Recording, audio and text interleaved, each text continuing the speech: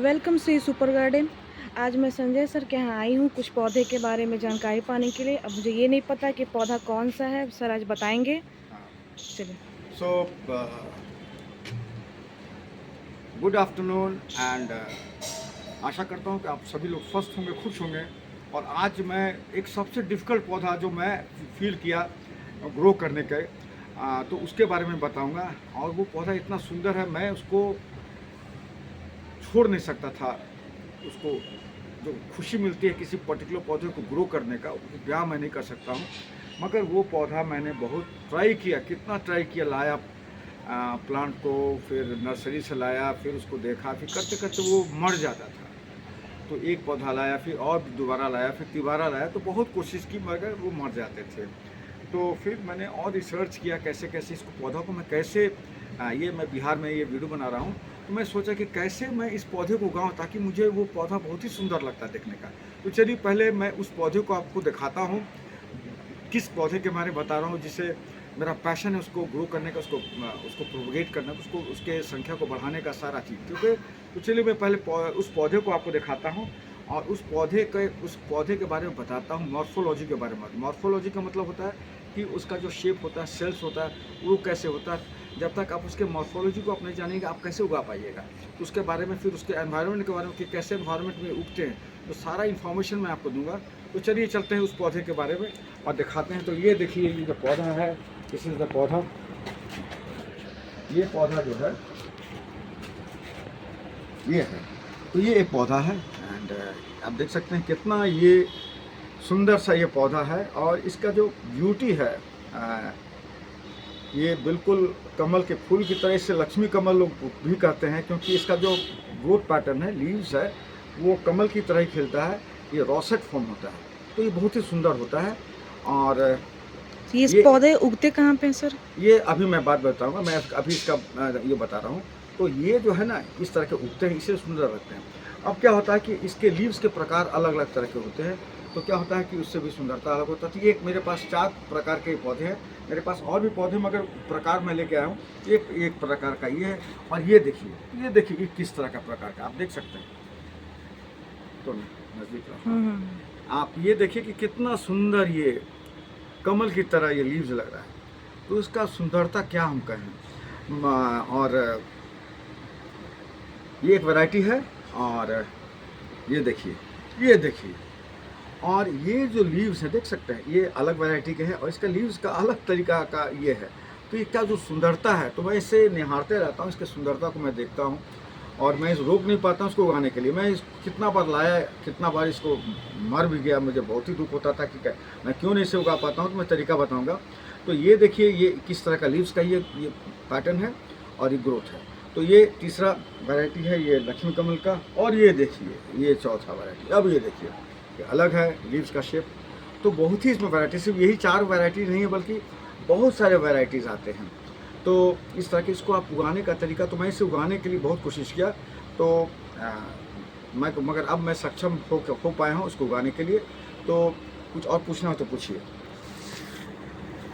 ये पौधे सर उगते कहाँ पे हैं? हाँ, तो ये जो पौधे हैं एक्चुअली ये इंडिया में वैसी जगह उगते हैं जहाँ पे तापक्रम लगभग 20 डिग्री एवरेज टेम्परेचर होता है। एवरेज 20 से 22 का एवरेज टेम्परेचर है, या 25 भी हो सकता है। तो ये टेम्परेचर का बहुत ही इंपॉर्टेंस का रोल होता है इस पौधे को उगाने के लिए। और दूसरा जो होता है इस पौधे को उगाने का 3 चीज़ फैक्ट होता है। एक तो मैंने बताया टेम्परेचर, और ह्यूमिडिटी, आर्द्रता।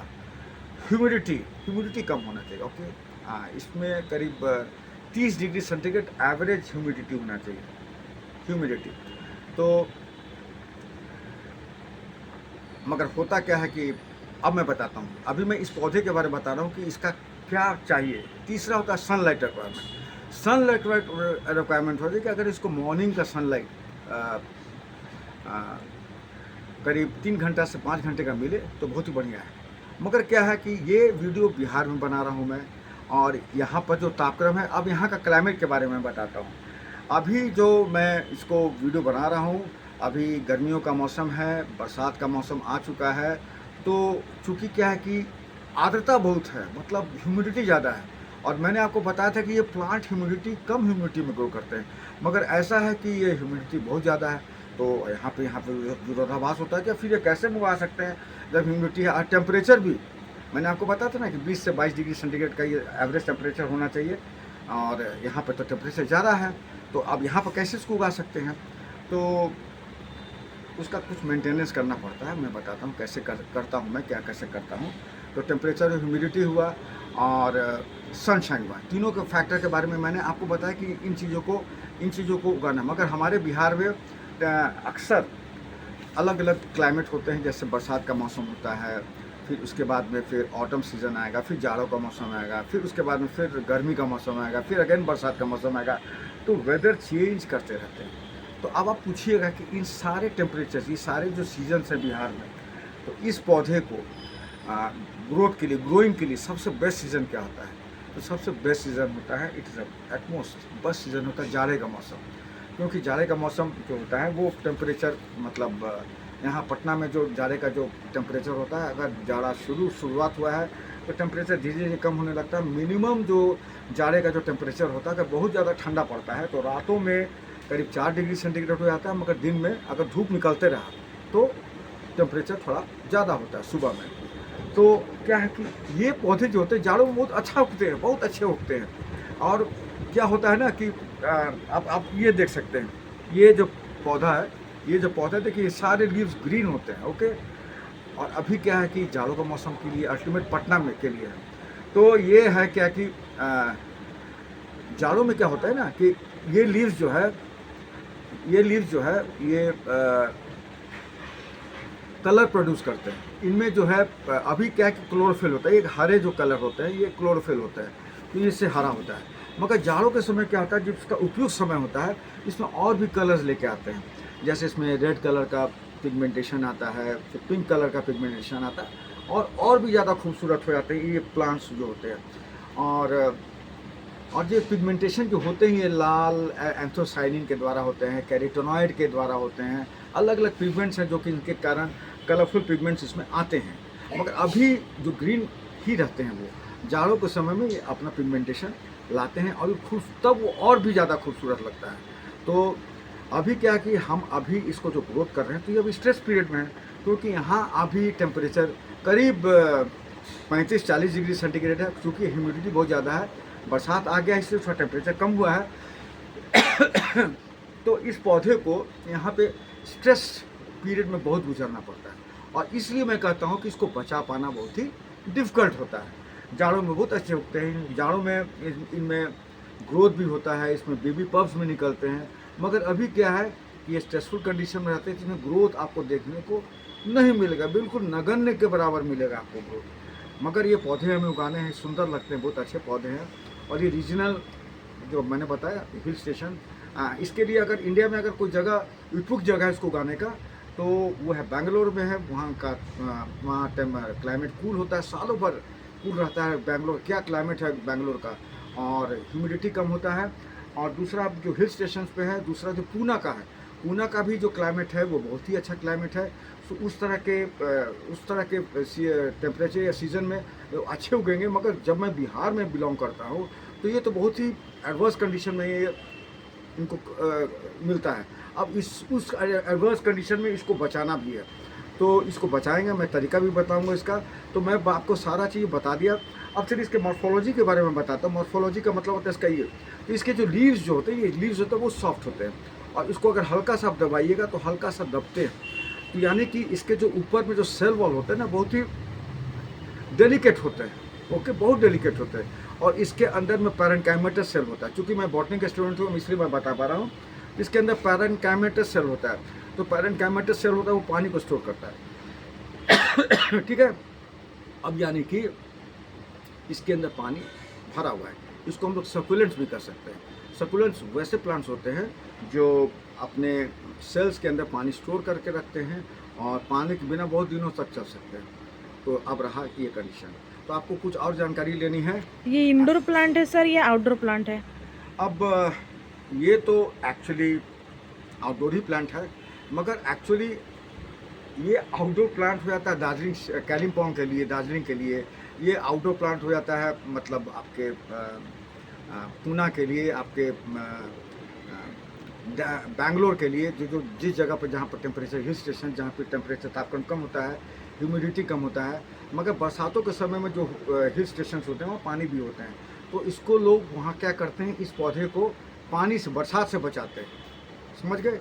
तब जाके आप कोई प्लांट वो बेच पाते हैं, और वहीं से सारे प्लांट्स आप बन के आते हैं। और जब आप वो प्लांट जब बैंगलोर से आता है या कालिम्पोंग से आता है ये प्लांट, और जब आप हम लोग बिहार में, यूपी में, दिल्ली में इसको लाते हैं, तो क्या होता है कि कुछ दिन चलते हैं फिर ये तुरंत, क्योंकि मैंने आपको बताया था कि इसके जो सेल वॉल होते हैं बहुत डेलिकेट होते हैं। तो अगर थोड़ा सा ये जल्दी, बहुत जल्दी इसमें इंसेक्ट जल्दी नहीं आते हैं, इसमें फंगल इन्फेक्शन बहुत जल्दी होता है, फंगल और बैक्टीरियल एक्शन बहुत जल्दी होता है। तो इनको हमको फंगस से बचाना है, बैक्टीरियल इन्फेक्शन से बचाना है। तो उसको कैसे बचाना है उसको मैं बताऊंगा। तो इसको क्या क्या बीच बीच में ट्रीटमेंट देना पड़ता है। तो और कुछ पूछना है तो ये उगते मैंने आपको बता दिया कि कहाँ कहाँ गमले का सर साइज क्या होना चाहिए इस प्लांट्स को उगाने के लिए? यस, गमले का साइज। अब क्या है कि चलिए गमले का प्रकार मैं बताता हूँ कि गमले किस तरह का गमले हम लोग को लेना चाहिए। तो आप देख सकते हैं कि कितना छोटा सा गमला, आप इसका देख सकते हैं गमले का आकार नज़दीक से। हाँ, देखिए गमला कितना छोटा है। तो चूँकि छोटे गमले इसको हमको उगाने में लेते हैं, तो क्या होता है कि जब छोटे गमले हम लोग लेते हैं उसका फ़ायदा क्या होता है। तो पहले मैं बताता हूँ कि ये जो गमला आपके पास छोटा गमला है और ये प्लास्टिक का गमला है, ठीक है। ये प्लास्टिक के गमले मैंने इसको लगा रखा, क्योंकि प्लास्टिक के गमले ईजिली अवेलेबल होते हैं। और ये जो है ये टेराकोटा प्लांट में होता है। तो यदि आप मिट्टी के पॉट्स को, इतने छोटे मिट्टी के पॉट्स में अगर इस प्लांट को लगाएंगे तो ज़्यादा अच्छा होगा। मिट्टी के पॉट्स में होता क्या है कि जब आप पानी डालते हैं, ठीक है, ओके, तो ये जो लेयर्स होता है, ये जो पोर्स होते हैं मिट्टी के गमले में, तो पोर्स से भीग जाते हैं और वो हमेशा इवापोरेशन होता है। तो चूँकि यहाँ गर्मी इसलिए रहता है तो मिट्टी के पॉट ठंडे हो जाते हैं, और इसलिए क्या होता है कि ये ठंडे हो जाने के कारण ये ज़्यादा स्ट्रेस में नहीं आता है, ओके। तो मिट्टी के पॉट्स, छोटे पॉट, उसको आप यूज़ करेंगे तो अच्छा होगा। तो ये तो मैं पॉट्स के बारे में बता दिया। और कुछ पूछना है आपको? इसका सॉइल मिक्स क्या होना चाहिए? अच्छा, इसका सॉइल मिक्स। तो सॉइल मिक्स हम लोग ऐसा करते हैं कि ऐसा है कि बहुत ही ड्रेन सॉइल मिक्स करते हैं। अब क्या है, अब फॉर एग्जांपल बहुत से लोग आप वीडियो में सुने होंगे कि इसका जो पॉटी मिक्स है, साधारण सा थोड़ा सा सॉइल ले लिए, फिर इसमें फर्टिलाइज़र के लिए वर्मी कंपोस्ट थोड़ा बहुत डालिए, और उसमें कोकोपीट भी डालिए, ठीक है, कोकोपीट डालिए, फिर इसमें परलाइट डालिए। परलाइट मिलता है नर्सरीज में, मिलता ही है आपको परलाइट, एक वाइट रंग का जो होता है। ये सब ड्रेनेज, इसका जो पॉटी मिक्स है हाईली ड्रेनेज पॉटी मिक्स बनाने के लिए, ताकि पानी इसमें डाले ना तो तुरंत निकल जाए। यानी कि पानी क्यों तुरंत निकलना चाहिए, अब क्या, और दूसरा मैं सवाल देने जा रहा हूँ कि ये छोटे से पॉट में क्यों लेना है, और वेल ड्रेन पॉटी मिक्स बनाना क्यों इसलिए ज़रूरी है कि ये जो पौधे, मैंने आपको शुरू में वही बताया कि इसके सेल वो बहुत ही डेलिकेट होते हैं, और ये तुरंत ही इसमें बैक्टीरियल और फंगल इन्फेक्शन हो गया। और एक बार अगर बैक्टीरियल और फंगल इन्फेक्शन अगर इसमें आ गया तो उसको बचा पाना बिल्कुल ही मुश्किल है। तो कोशिश यही करना है कि इसमें फंगल इन्फेक्शन या बैक्टीरियल एक्शन ना हो। इसके लिए छोटा सा गमला, वेल ड्रेन पॉटी मिक्स, जो मैंने आपको पॉटी मिक्स का फॉर्मूला बताया, इसमें थोड़ा सा रेत भी रहना चाहिए ताकि पानी जल्दी से निकल जाए। बहुत सारे लोग इसमें सिंडर भी डालते हैं। सिंडर वो होता है जो कि लकड़ी का कोयला जो होता है ना, वो छोटे छोटे पीसेस में उसको डालने के लिए। तो उस जो सिंडर या वुड चारकोल जो होता है ना, वो एक्चुअली वो हार्मफुल केमिकल्स को एब्जॉर्ब करने की कोशिश करता है। तो ये सारे जो पॉटी मिक्स है ये ग्रो करने में मदद करते हैं। तो छोटा सा गमला हम लोग क्यों लेते हैं, बड़ा सा गमला क्यों नहीं लेते हैं? तो छोटा सा गमला इसीलिए हम लोग लेते हैं कि ताकि पॉटिंग मिक्स इसमें कम है, ओके, पॉटिंग मिक्स कम है। और मैंने जो आपको बताया कि बालू जो होते हैं वो जल्दी से वाटर लूज करते हैं, जल्दी से सूख जाते हैं। और जो भी मिट्टी है या वर्मी कंपोस्ट है, ज़्यादा नहीं, थोड़ा सा वर्मी कंपोस्ट डालना है, और परलाइट है, तो ये सभी चीज़ कम एब्जॉर्ब करते हैं। अब जैसे कुछ लोग बोलते हैं कि इसमें कोकोपीट डाल के इसको डालना है। कोकोपीट क्या है? कोकोपीट एक नारियल का बुरादा होता है, वो पानी को एब्जॉर्ब करता है। तो अभी क्या कि मेरे ऑलरेडी वातावरण में इतना नमी है, अभी मैं जहाँ वीडियो बना रहा हूँ अभी नमी करीब, अभी देख सकते हैं कि मैं पंखा के नीचे खड़ा हूँ और पसीना चल रहा है, पसीना सूखता नहीं है। तो जब भी नमी ज़्यादा होता है एटमॉस्फेयर वातावरण में, तो क्या है कि वो नमी नहीं चाहिए इसको ज़्यादा एक्चुअली। तो जब ये मिट्टी जल्दी सूख जाएगा तो उसको नमी कम रहेगा। वातावरण में नमी तो मैं नहीं कम कर सकता। अब इसमें क्या है कि अगर नमी का मैं बताऊँगा तो उसको नमी को कम करने के लिए मैं क्या करता हूँ, तो मैं उसको बाद में ये बताऊँगा। तो छोटा सा पॉट लेने में ये फ़ायदा हुआ कि मिट्टी जल्दी सूख जाता है, पानी जो है जल्दी इसमें अंदर से निकल जाता है तुरंत से। आप देख सकते हैं कि कितना इसमें पॉटिंग होल्स है। इसके आप देख सकते हैं कि यहाँ पर कुछ जड़ें भी हैं क्या? हाँ, जड़ भी है, कुछ कुछ निकल गए हैं ये करके। इसका मतलब है कि इस वातावरण में भी अपना जड़ अपना ये रखते हैं। और इसमें सर अब खाद क्या क्या डालेंगे सर? हाँ, इसमें खाद ये है कि मैंने जो पॉटिंग मिक्स बताया ना, तो पॉटिंग मिक्स में थोड़ा सा आप वर्मी कंपोस्ट डालेंगे। अब चूँकि क्या है कि खाद के लिए तो डिपेंड करता है, तो अभी कोई खाद नहीं डालेंगे, इसलिए कि अभी ये ग्रो करेगा नहीं। अभी क्योंकि एडवर्स कंडीशन है, एडवर्स कंडीशन मतलब इसके जो वातावरण के अनुसार इसको वातावरण नहीं मिल रहा है। इसको 20 डिग्री सेंटीग्रेड का एवरेज टेम्परेचर नहीं मिल रहा है। इसको आर्द्रता जो 30 डिग्री सेंटीग्रेड होना चाहिए था, उसको आर्द्रता 60 डिग्री डबल मिल रहा है। तो ये कितना स्ट्रेस में है। आप कोई भी अगर स्ट्रेस में रहता है, उसको आप खाद दीजिएगा तो वो एब्जॉर्ब ही नहीं कर पाएगा और वो ज़्यादा हार्म करेगा। इसलिए अनफेवरेबल सीजन में खाद ना डालें, किसी भी तरह का खाद ना डालें, और जस्ट इसको रखें सिर्फ जिंदा रखने के लिए। और जैसे ही अगर नवंबर अक्टूबर में भी बहुत आर्द्रता रहता है, नवंबर महीना जैसे बिहार में ठंड का प्रवेश होने लगता है, और होता क्या है कि लाइट का ड्यूरेशन भी कम होने लगता है, यानी कि फोटो पीरियडिज्म। गर्मियों के समय में आप ऑब्जर्व किए होंगे कि दिन बहुत लंबा होता है, रात छोटे होते हैं, और मगर जाड़ों के समय में क्या होता है कि रात जो है वो छोटा होने लगता है, दिन बड़ा होने लगता है। तो ये जो है फिर उसका लाइट पीरियड होता है। तो क्या है कि जाड़ों के समय में इसमें ग्रोइंग फेज आना शुरू करता है, इसमें कलरेशन स्टार्ट आना शुरू होता है, इसका सुंदरता बढ़ना शुरू होता है। जाड़ों के समय में ही ये अपने बेबी पप्स निकालना शुरू करते हैं, जिससे हम लोग प्रोपोगेट कर सकते हैं। ओके, यानी कि ये पौधा सबसे बढ़िया चलता है बिहार में, यूपी में, मध्य प्रदेश में, दिल्ली में, जहाँ जहाँ जो इंटीरियर जो स्टेट है, राज्य है, जहाँ बिहार की तरह ही टेम्परेचर, वातावरण, क्लाइमेट रहता है आसपास का, वहाँ पर इसी तरह से वो चलते हैं। मगर जाड़ों के समय में ये अपना रंग बिखरना शुरू कर देता है, और इसका सुंदरता इतना बढ़िया होता है कि मैं इसका बयान नहीं कर सकता। और इसके साइज़ जैसे जैसे बड़े होते जाएंगे, अब जैसे कि आपको बताता हूँ कि अभी ये पूरे आप देख सकते हैं कि पूरे पॉट में इसका साइज़ यहाँ तक आ गया, लीव स्टार ग्रोथ आ गया। अब क्या है कि मगर अभी मैं इसको रिपोर्टिंग नहीं करूँगा, क्योंकि इसको रिपोर्टिंग कब मैं करूँगा, ग्रोइंग फेज में। अब जैसे कि नवंबर का सीज़न ये एक्टिवली ग्रो करता है, ओके, तो इसको मैं निकालूंगा और इसका पॉटिंग मिक्स फिर से इसको निकाल के और बढ़िया पॉटिंग मिक्स डालूंगा। तो चूँकि ये ग्रोइंग पीरियड में है तो इसके रूट्स भी ग्रो करेंगे। अभी क्या है कि इसके रूट्स भी जिस तरह से डोरमेंट है, ये पौधे अभी डोरमेंसी में है। डोरमेंसी में इसलिए है कि वो गलत जगह पर बिहार में मैं इसको उगा रहा हूँ। अगर ये अभी कालिम्पोंग में रहते तो ये डोरमेंट नहीं रहते, ये और बढ़ते, प्रोपोगेशन वहाँ होता, बेबी पप्स होते। मगर इससे जब मैं बिहार में ले आया हूँ कि इसमें अभी बेबी पप्स नहीं फेंकेंगे। तो यहाँ पे बेबी पप्स कब फेंकेंगे, नवंबर महीना, नवंबर से लेकर के फिर दिसंबर में मिनिमम टेम्परेचर होता है। क्रिसमस के समय में जब मैं थोड़ा ऑब्जर्वेशन करता हूँ, मैं करीब 40 साल से मैं इसको उगा रहा हूँ इस पौधों को, मगर मैं 45 साल का मेरा गार्डनिंग का ऊपर ये एक्सपीरियंस है। तो फिर दिसंबर में मिनिमम तो जनवरी मतलब 14 जनवरी के बाद लोग कहते हैं कि फिर से सनलाइट का ड्यूरेशन और धूप में थोड़ा सा गर्मी धीरे धीरे इंक्रीज़ करना आता है। और फरवरी और मार्च महीना, तो इनके लिए पौधा इनके लिए सबसे जो एक्सट्रीम, जो बिहार के लिए मैं वैसे जगहों के बारे में बता रहा हूँ, जैसे बिहार हो गया, यूपी हो गया, फिर दिल्ली हो गया, जो ओशन के बगल में नहीं है बल्कि जो बीच वाले राज्यों में, मध्य प्रदेश हो गया, तो वहाँ पर सभी इसी तरह के क्लाइमेट होते हैं। तो इस तरह से कलरेशन अपना स्टार्ट करता है, ग्रो करता है, और इसका सुंदरता जो जाड़ों के समय में देखने लायक बनता है, क्या सुंदर लगता है। और इसी के लिए मैं आपको बताया था कि मैं इसको उगाने में मैं को भरपूर प्रयास किया, और आप देख सकते हैं कि इतनी गर्मियों के समय में इसको बचा के रखा हूँ। अब और क्या कुछ कोई प्रश्न पूछना है सर? पानी कब कब डालेंगे सर इस प्लांट में? हाँ, अब मैं आपको बताया कि ये पौधे बहुत ही ससेप्टेबल है। ससेप्टेबल मतलब इसमें बहुत चांसेस है इसमें फंगल इन्फेक्शन या बैक्टीरियल इन्फेक्शन। और एक बार जब फंगल इन्फेक्शन या बैक्टीरियल इन्फेक्शन पकड़ता है तो वो ग्रो करने लगता है।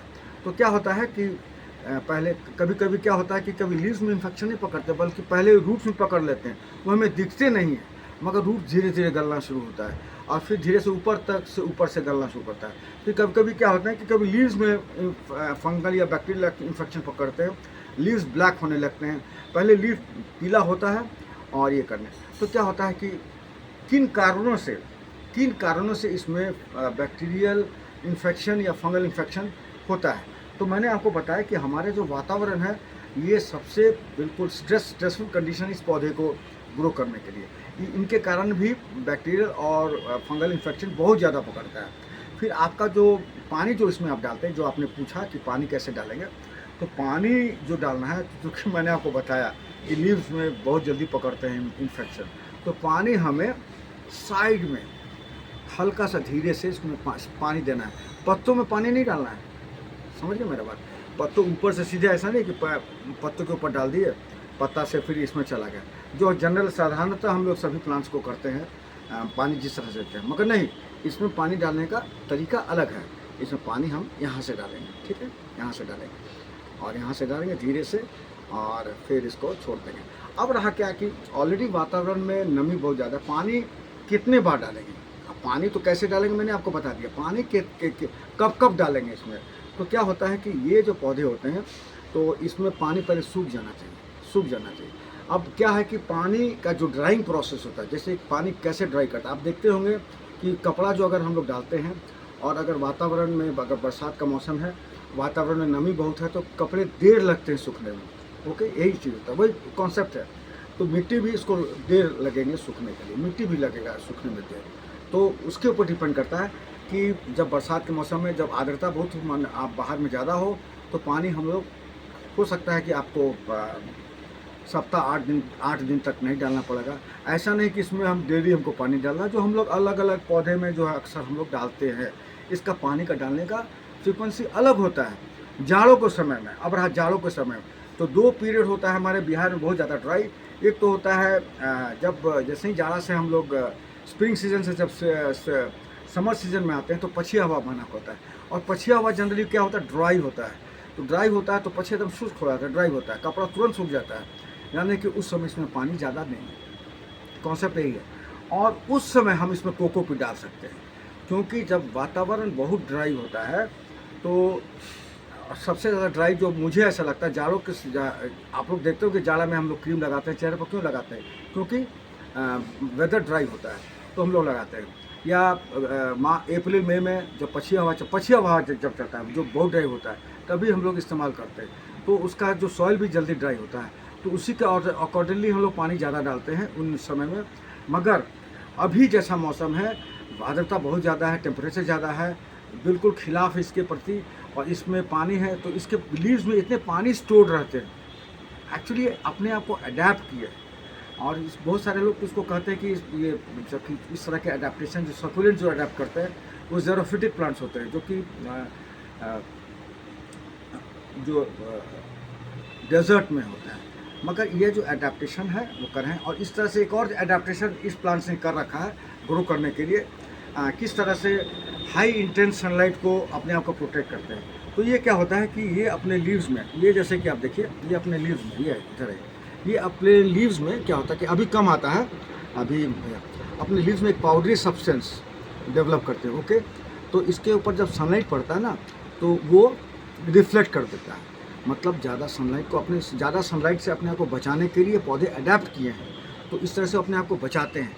मगर जाड़ों के समय में मैं क्या करता हूँ, इन पौधों को डायरेक्ट सनलाइट राइट फ्रॉम, जैसे मान लीजिए नवंबर में तो नहीं, मगर दिसंबर में जब टेम्परेचर एकदम प्योर विंटर जब आ जाता है, जब हम लोग 2 स्वेटर पहनना शुरू करते हैं, जैकेट पहनना शुरू करते हैं, तो जाड़ा रहता है, ठंडा मौसम, ह्यूमिडिटी कम रहता है, तो मैं इसे डायरेक्ट सनलाइट में जाता हूँ, एकदम सीधे पूरा सुबह से लेकर शाम तक अपने टेरेस पर, छत पर इसको रख देता हूँ, ताकि इसको मैक्सिमम सनलाइट मिले। तो और जब ये मैक्सिमम सनलाइट इसको मिलेगा तो ये कलर डेवलप करना शुरू करता है। इसमें हार्मोन्स होते हैं, वो प्रोड्यूस होते हैं, और उसके कारण क्या होता है कि इसमें बहुत सारे फाइटो हार्मोन्स बनते हैं, और इसमें जैसे ज़ैंथोफिल, कैरोटीनॉइड्स, एंथोसायानिन ये सारे पिगमेंट्स बनते हैं, क्लोरोफिल के अलावा भी बनते हैं। तो इसका जो कलर्स है वो डेवलप करते हैं। और इसमें एक और चीज़ होता है जो दिखाई पड़ता है कि इसमें बेबी पप्स आते हैं जाड़ों के मौसम में, और ये जो होते हैं रूट्स ग्रो करते हैं। यानी कि इसका जो प्रोपगेशन का जो बेस्ट समय होता है वो है आपको जनवरी से फरवरी से मार्च से। मार्च के बाद से फिर ये स्ट्रेसफुल कंडीशन में आ जाता है। तो मगर मैं इसको उगाना छोड़ा नहीं हूँ। अब रहा कि इन गर्मियों के समय में आप ह्यूमिडिटी कैसे मेंटेन कीजिएगा, तो मैं इसे रूम में ले जाता हूँ जहाँ एसी चलता है। तो एसी जहाँ चलता है वहाँ पर तो ह्यूमिडिटी कम हो रहता है, तो ये चलिए इसका ह्यूमिडिटी मेंटेन हो गया। अब रहा कि लाइट का रिक्वायरमेंट। यहाँ जो बाहरी जो सनलाइट होता है, या अभी जो गर्मियों के समय में इसे अगर बाहर रखते हैं तो इसे शेड में रखते हैं।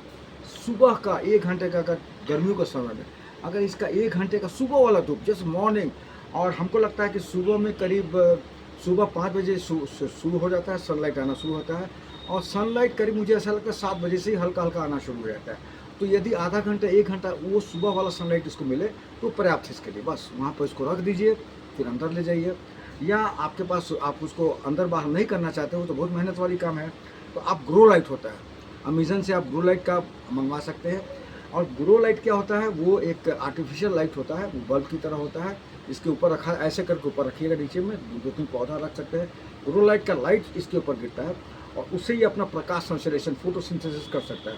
क्योंकि कोई भी पौधा को जीवित रखने के लिए फोटोसिंथेसिस बहुत ज़रूरी होता है। फोटोसिंथेसिस जो होता है ये अपने आप को डेवलप करता है, अपने आप को एनर्जी वहीं से इसको मिलता है, सनलाइट, ऊर्जा, तो इस तरह से मिलता है।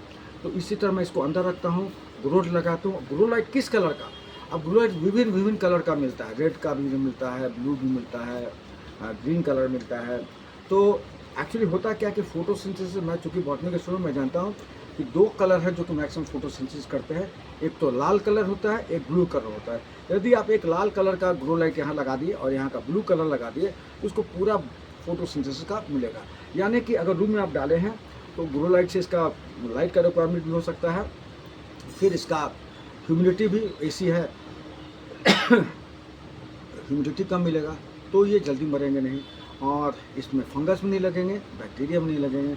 मगर जो भाई बंधु लोग इसको बाहर में रखना चाहते हैं तो इसको ऐसी जगह पर रखें जहाँ इसको सिर्फ सुबह का 1 घंटा धूप मिले, और पानी बहुत कम डालेंगे अभी के समय में, गर्मियों के समय में, क्योंकि पानी इसका दुश्मन है। पानी अगर ज़्यादा देर रह गया, और अगर टेराकोटा प्लांट्स है तो इससे कुछ फ़ायदा है कि न्यू बिगनर्स है, अगर वो टेराकोटा में अगर थोड़ा सा पानी डाल भी दिए तो इसके सरफेस से पानी इवापोरेट करते रहता है, तो ये पौधा ज़्यादा सेफ रहेगा।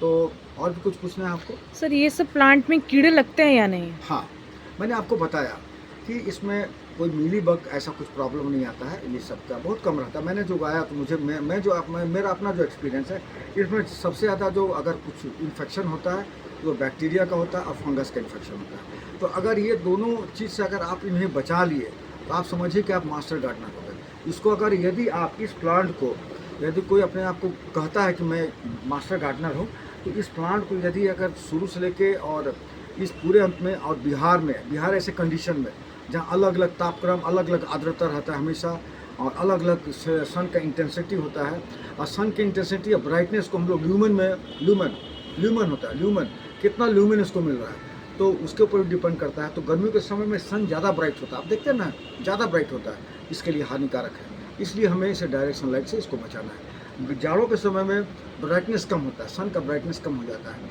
तो ल्यूमिन भी कम हो जाता है। इसलिए हमको इसको जाड़ों के समय में इसका सनलाइट से हम बचाते हैं, बल्कि इसको डायरेक्ट सनलाइट में रखते हैं। गर्मियों के समय में डायरेक्ट सनलाइट से इसको हटाते हैं। और यदि हम इंडोर में उगाते हैं, ग्रो बल्ब में उगाते हैं, तो सबसे बढ़िया, सबसे ब्यूटीफुल चीज़ है इसको उगाने का। तो जो बहुत ही पैशनेट गार्डन लवर्स हैं, इसको उगाने के लिए ग्रो लाइट्स का इस्तेमाल करते हैं, एसी में इसको रखते हैं। यदि आप ऐसा जगह है आपका, जो अगर एक रूम है जो एसी का बना है और उसमें खिड़की है, और खिड़की के पास 1 घंटा का धूप अगर मिलता है तो और भी बढ़िया, विदाउट ग्रो लाइट ये और भी बढ़िया होगा, इसको उगा सकते हैं। और अगर मान लीजिए कि इसको अगर इसमें बैक्टीरिया लग गया हो, या बैक्टीरियल इन्फेक्शन लग गया हो, और इसमें फंगल इन्फेक्शन लग गया हो, उसके लिए मैं अलग वीडियो बताऊंगा कि कैसे इसको हम लोग ट्रीट करेंगे। मगर उसको भी ट्रीटमेंट करना क्या है, प्रायर ट्रीटमेंट है। जो होता है ना, एक कहावत है इंग्लिश में, prevention is better than cure. अगर उसको हम प्रिवेंटिव मेजर्स इसको पहले ही से करेंगे तो बचा हुआ रहेगा। अगर इसमें कुछ लग गया तब इसको हम क्योर करेंगे, इसको क्योरिंग करते हैं। तो कुछ जिसमें फंजीसाइड्स होता है, बैक्टीरियल साइड्स होता है, हम लोग उसका स्प्रे करना पड़ेगा। तो मैं उसका अलग वीडियो बनाऊंगा। और कुछ पूछना है? नहीं सर, थैंक यू सब बताने के लिए। हाँ, तो धन्यवाद आप सभी लोग को। और अगर आपको मेरा वीडियो अच्छा लगा हो, अगर सारी इन्फॉर्मेशन आपको अच्छा लगा हो और इन पौधों को आप उगाने में आप चाहते हैं इसको उगाने के लिए, तो मेरा जो कथन है, अगर उस जगहों पर रहते हैं, अगर आप कालिम्पोंग में रहते हैं, पूना में रहते हैं, बैंगलोर में रहते हैं, तो आप इसे बिंदास उगा सकते हैं। मगर वैसे जगहों में रहते हैं, दिल्ली में रहते हैं, बिहार में रहते हैं, यूपी में रहते हैं, एमपी में रहते हैं, राजस्थान में रहते हैं, और अगर इन पौधों को उगाना चाहते हैं तो भाई इन सभी से आपको ये सभी चीज़ को करना पड़ेगा। नहीं तो आप लाएंगे ये अभी सारे जो पौधे, अगर बिहार में जितने भी सारे पौधे लक्ष्मी कमल से आते हैं, वो सभी कालिम्पोंग से या तो पुणे से आते हैं, यहाँ पर आते हैं। और जैसे ही एडवर्स कंडीशन में आते हैं तो जो बायर जो लाते हैं उनको पानी देते हैं, और देखते देखते ये पौधा धीरे धीरे क्या होता है, फंगस पकड़ लेता है, बैक्टीरियल इन्फेक्शन होता है, और ज़्यादा से ज़्यादा उसको 1 महीना रख पाते हैं, फिर वो मर जाता है, फिर वो हतोत्साहित होता है, डीमोटिवेट हो जाते हैं इन प्लांट को ग्रो करने के लिए। सो अगर मेरा ये वीडियो आपको पसंद आया हो, ज़रूर लाइक, शेयर, बेल आइकन दबाना नहीं भूलिएगा, ताकि मेरा अलग वीडियो आपको फिर से नोटिफिकेशन मिल सके। और अगर आपको मेरा कोई क्वेरीज हो इन पौधे को जानकारी के लिए, तो आप क्वेश्चन आप कीजिएगा मेरे इस पर, तो मैं आपका जवाब जरूर दूंगा। सो धन्यवाद दोस्तों। Grow this beautiful plant, grow this beautiful plant, see them early in the morning and be happy. Thank you.